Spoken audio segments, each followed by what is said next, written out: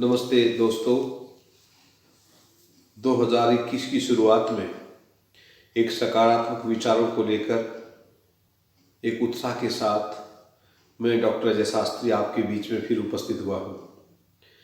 पिछले लंबे समय से कुछ विशेष कार्य और कोरोना के अंतर्गत बहुत सा समय ऐसे ही व्यतीत गया, हम वीडियो नहीं बना पाए।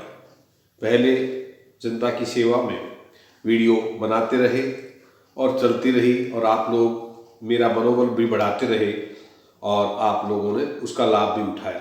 मुझे बड़ी इस बात की प्रसन्नता है। आज हम फिर एक नई वीडियो लेकर आपके बीच में उपस्थित हैं। वो है शीत ऋतु के अंतर्गत जोड़ों का दर्द और योग। योग कितना कारगर है जोड़ों के दर्द को ठीक करने में, और जो घरेलू नुस्खे हैं, औषध हैं, हर्बल हैं, बूटियां हैं, वो कितनी कारगर है शीत ऋतु में आपके जोड़ों को स्वस्थ करने में।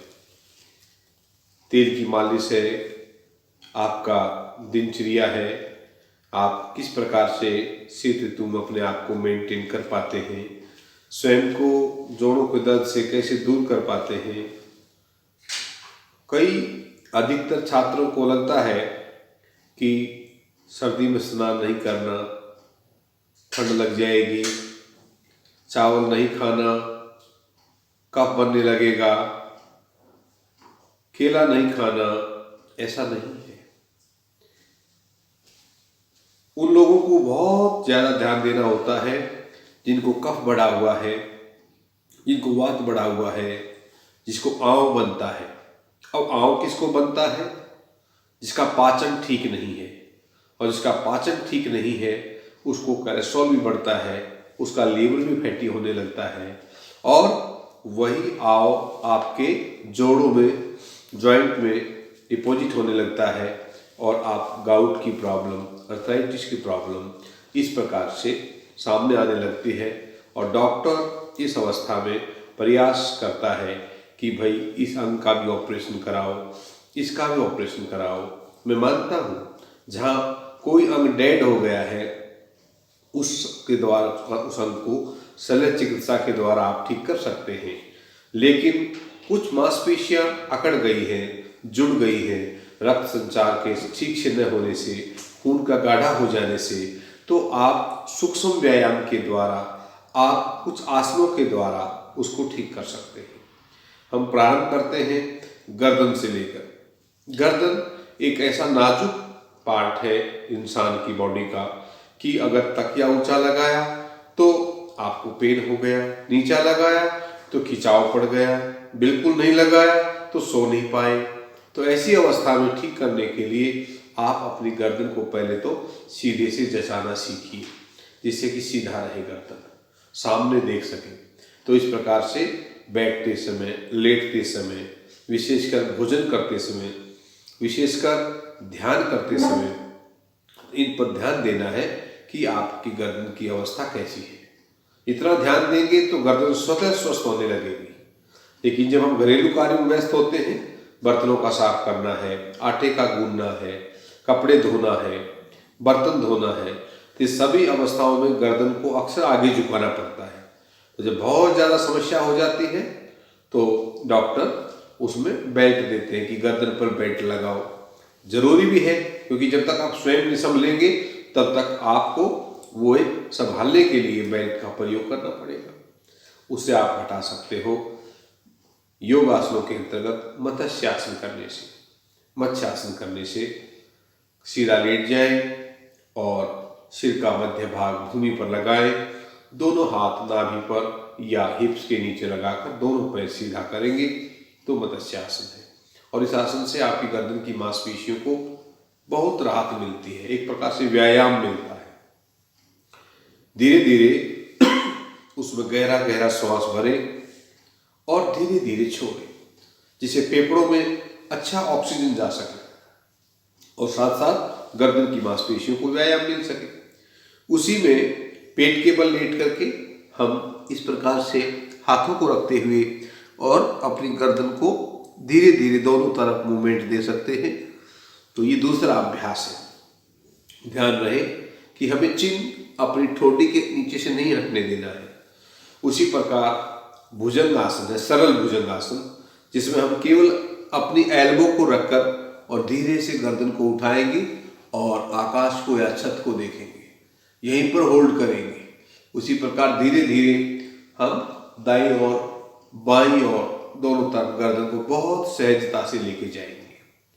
उसी अवस्था में ब्रह्म मुद्रा है, बैठकर अपनी गर्दन को चारों तरफ लेके जाना, जैसे दाहिनी तरफ, फिर बीच में, फिर बाईं ओर, फिर बीच में, फिर ऊपर की तरफ और फिर सामने।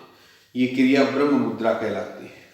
उसके साथ साथ ये कम से कम 5 से 10 बार आप इस क्रिया को करेंगे तो आपको गर्दन की समस्या से काफ़ी राहत मिलेगी। उसके बाद कुछ विशेष व्यायाम इस प्रकार से आप मस्तिष्क के ऊपर रखिए दोनों हाथों को और दबाव दीजिए श्वास लेते हुए और फिर श्वास छोड़ते हुए छोड़िए। फिर उस प्रकार से 5 बार ये करेंगे। 5 बार पीछे से एक दूसरे के विरुद्ध आपको दबाव डालना, फिर श्वास भरिए, रोकिए और फिर छोड़िए। इसी प्रकार पूरा गहरा श्वास लेते हुए फिर धीरे धीरे छोड़ते हुए। उसी प्रकार राइट साइड से आप देखेंगे दाहिनी ओर से एल्बो को सीधा करें, फिर श्वास भरते हुए अधिक से अधिक दबाव डालिए, लेकिन ध्यान रहे कि आपकी गर्दन की कोई मूवमेंट ना हो।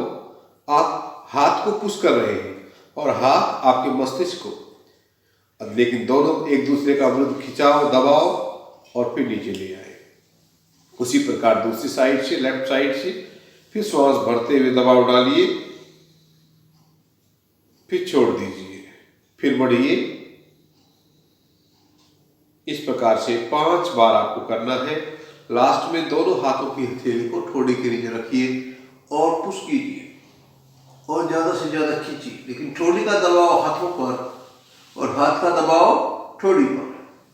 तो इस प्रकार से ये आप व्यायाम करेंगे तो गर्दन की मांसपेशियां स्वतः ठीक होने लगेंगी और आपको स्वयं को हल्कापन लगेगा। फिर गर्दन का व्यायाम धीरे धीरे दाहिनी तरफ लेके जाएं, फिर बीच में आ जाए।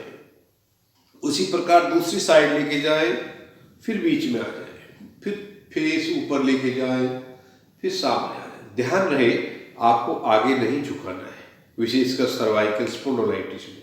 अब देखना ये है कि एक्सरे के द्वारा कि आपको किस सर्वाइकल पार्ट में, C1 में है, C2 में है, C3 में है, C4 में है, C5 में है, तो C6 तक ये अवस्थाएं बनती हैं आपकी गर्दन की अवस्था में। और इनमें गैप आ जाए या उसके अंदर लुब्रिकेट न रहे तो उस दौरान एक अच्छा स्वस्थ आहार लेकर के पहले आप उसको अच्छे से लुब्रिकेट को तैयार होने दें, तो और उसके बाद फिर आप ये यौगिक व्यायाम करेंगे। ये है गर्दन की अवस्था। उसी प्रकार आप साथ साथ अपने दोनों कंधों के ऊपर हाथों को रखकर दोनों हाथ मिलाकर एल्बो और चिन ऊपर रखते हुए शोल्डर रोटेशन भी इस गर्दन की समस्या में राहत देने लगता है। धीरे धीरे ऊपर की तरफ देखेंगे तो ये 5 से 10 अभ्यास आप करेंगे।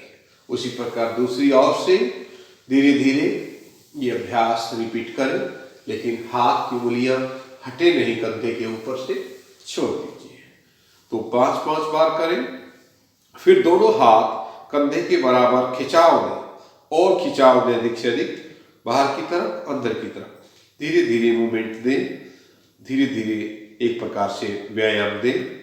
कंधे से घुमाएं, एल्बो स्ट्रेट रखें और फिर धीरे धीरे मुट्ठी बंद करते हुए स्कंद चालन उस कंधों को घुमाइए। लेकिन ध्यान रहे कि गर्दन सीधा रखिए और फिर छोड़ दीजिए। अगला अभ्यास, दोनों हाथ सामने, धीरे धीरे एल्बो स्ट्रेट, मुट्ठी बंद करें, छोड़ें, बंद करें, छोड़ें, बंद करें, छोड़ें, फिर क्लॉक एंटी क्लॉक रिपीट करें। इस प्रकार से आप गर्दन की समस्या से निजात पा सकते हैं।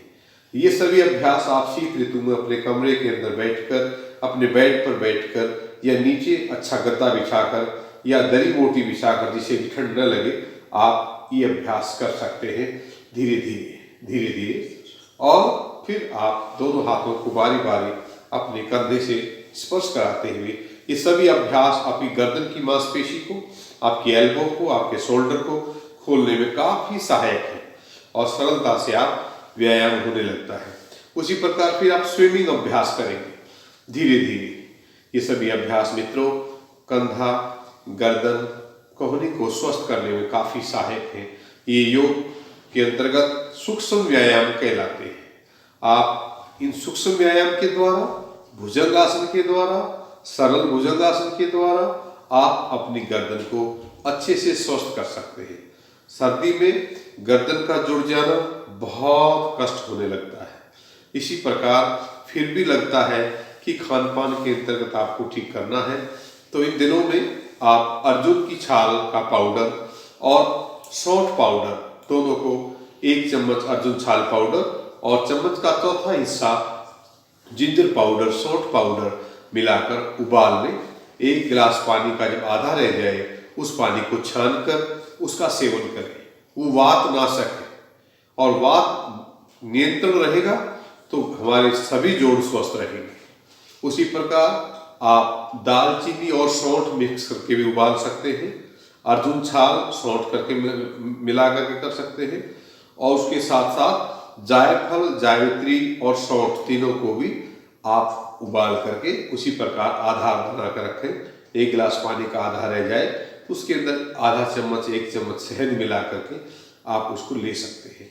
तो ये वातनाशक है, कफनाशक है और आपको स्वस्थ करेगा और आपको निरोग करेगा। सावधानी रखेंगे कि रात को 7, साढ़े 7 बजे तक खाना खा लेना है। पेट का साफ होना बहुत जरूरी है। अगर आपका पेट साफ नहीं होता है तो भी आपको गर्दन की समस्या बढ़ सकती है। तो ध्यान रहे कि आप अपने पेट को भी साफ रखें और आप अपने वजन पर भी कंट्रोल रखें। वजन का बढ़ना, पेट का साफ न होना, ये जोड़ों के दर्द को बढ़ाने में सहायक होने लगता है। तो इस प्रकार से आप इस मौसम में अपना ध्यान रखिए और जो मौसम के अनुकूल सब्जियां हैं जैसे मेथी है, गाजर है, वो अधिक से अधिक खाइए। साथ साथ में जो भी सीजन में फल है वो खूब खाइए। ऋतु के अनुकूल जितना आहार लेंगे उतना शरीर का व्यवहार स्वस्थ रहेगा। विशेषकर इन दिनों में गोंद के लड्डू, कमरकस या सौंठ गोंद डाल करके वो डाल सकते हैं, लेकिन उसमें गुड़ में डालने का प्रयास करें और वो 1 या 2 लड्डू खाएं, छोटे लड्डू आकार बनाएं। अधिक लड्डू खा लेने से फिर अधिक कोलेस्ट्रॉल या मांसपेशियों में बहुत ज़्यादा वजन बढ़ने लगता है और फिर ओवरवेट होने लगता है। तो खान पान अच्छा रखें लेकिन अति आहार ना हो। अति आहार होने से व्यक्ति का स्वास्थ्य फिर गड़बड़ होने लगता है। तो मित्रों, मैं अपनी वाणी को विराम देता हुआ फिर से आपसे आज्ञा लेता हूं कि फिर एक नए जोड़ों के दर्द को लेकर के उपस्थित होऊंगा अगली वीडियो में। आप अपनी गर्दन को जब तक स्वस्थ रखें, आप अपने मन को स्वस्थ रखें, आप अपने तन को तंदुरुस्त रखें और अपने आप को निरोगता का संकल्प लें। मैं स्वस्थ हूँ, स्वस्थ रहूँगा और स्वस्थ ही अपने आप को बनाए रखूँगा। ऐसा संकल्प लेकर के अपने आप को, स्वास्थ्य को अच्छे से स्वस्थ करें। ओम शांति।